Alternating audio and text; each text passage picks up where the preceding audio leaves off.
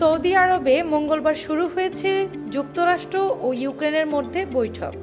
রাশিয়ার সঙ্গে ইউক্রেনের যুদ্ধ অবসানের লক্ষ্যে আয়োজিত এই বৈঠকে যে সফলতার দিকে যাচ্ছে তার ইঙ্গিত দিয়েছে মার্কিন পররাষ্ট্রমন্ত্রী মার্কো রুবিও।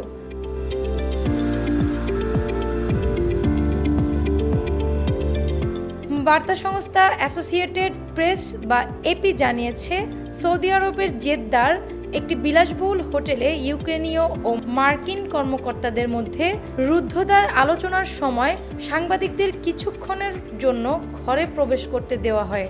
এ সময় মার্কিন পররাষ্ট্রমন্ত্রী মার্কো রুবিও ক্যামেরার দিকে তাকিয়ে হাসেন এবং তার মেজাজ প্রফুল্ল দেখা গেছে।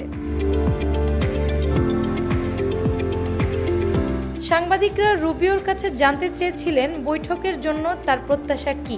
জবাবে তিনি থামস আপ করে উত্তর দিয়েছেন, ভালো। ইউক্রেনের প্রেসিডেন্টের সহকারী আন্দ্রি ইয়েরমাক সাংবাদিকদের জানান, সবচেয়ে গুরুত্বপূর্ণ বিষয় হলো কিভাবে ইউক্রেনের ন্যায়সঙ্গত এবং স্থায়ী শান্তি অর্জন করা যায়।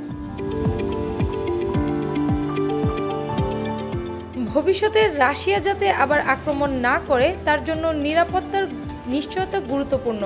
মঙ্গলবার সকালে প্রতিনিধি দলগুলো প্রায় 3 ঘন্টা ধরে বৈঠক করে এবং বিরতি নিয়েছিল। এই বৈঠক চলমান রয়েছে।